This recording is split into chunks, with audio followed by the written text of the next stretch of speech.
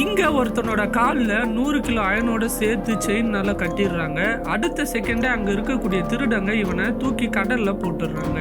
கீழே விழுறப்போ கரெக்டா ஒருத்தனோட கன்னை இவன் எடுத்துடுறான். கடலுக்குள்ள போயிடாம இருக்க போட்டோட எட்ஜை டைட்டா பிடிச்சுக்கிறான். அப்போ அங்க நிக்கிற திருடன் கன்னை தேடுறான். அது இவனோட கையில இருக்கிறத பார்த்த உடனே ஓடி போய் ஒளிஞ்சுக்கிறான். போட்டோட எட்ஜில் தொங்கிட்டு இருக்கக்கூடிய இவன் கன்னை கீழே வச்சுட்டு மறுபடியும் போட்குள்ள வர ட்ரை பண்றான். ஆனா அயனோட வெயிட்னால அவனால எதுவுமே பண்ண முடியல.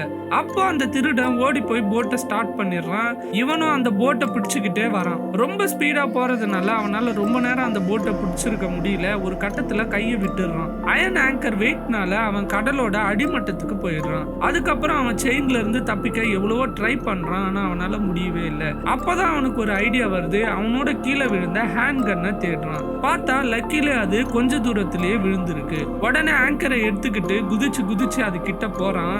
அவனுக்கு இங்க இருந்து தப்பிக்க வேற எந்த வழியுமே இல்ல. அந்த கன்னை மட்டுமே நம்பி இருக்கான். கிட்ட வந்ததும் அந்த கன்னை எடுத்து அந்த செயின் கிட்ட வச்சு கண்ணை டைட்டா க்ளோஸ் பண்ணிட்டு தப்பிக்கணும்னு ப்ரே பண்ணிட்டு ஷூட் பண்ண ரெடி ஆகுறான்.